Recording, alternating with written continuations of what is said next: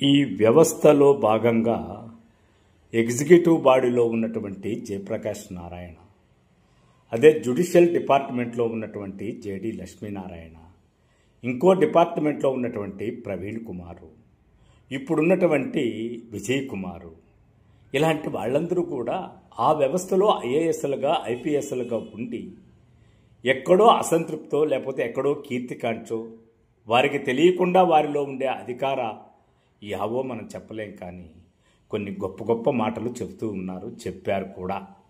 ఇప్పుడు అదే బాటలో విజయ్ కుమార్ కూడా నడుస్తున్నారు. ఆయన చెబుతుంటే నిజంగా మూలవాసులకు సంబంధించి ఎన్నో మంచి విషయాలు ఆయన ద్వారా మనం తెలుసుకొని ఆలోచించాల్సినంత గొప్పగా మాట్లాడుతున్నారు. మరి ఆ రోజుల్లో అవినీతి రహిత పాలన కావాలని జేడి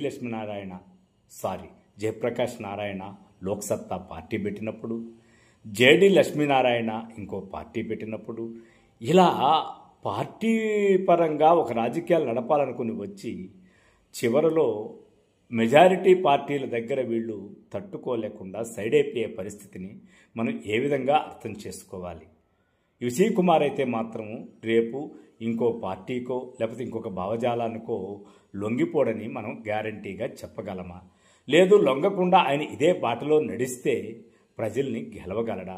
వారి మనసుల్లో స్థానం సంపాదించగలడా? ఇది అన్నీ ఒక చరిన ప్రక్రియ, $1,000,000 ప్రశ్నలు. అయినా ఇలాంటి ప్రయత్నాన్ని మనం ఖచ్చితంగా ఆహ్వానించాలి.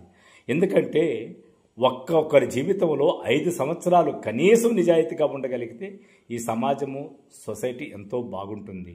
ఆయన ప్రయత్నం ఆయన 1 సంవత్సరం చేసినా కొద్దో గొప్ప సమాజానికి మేలే జరుగుతుంది. కాబట్టి ఆ పద్ధతిలో వాళ్ళు మనం ఆహ్వానించి తీరాలి.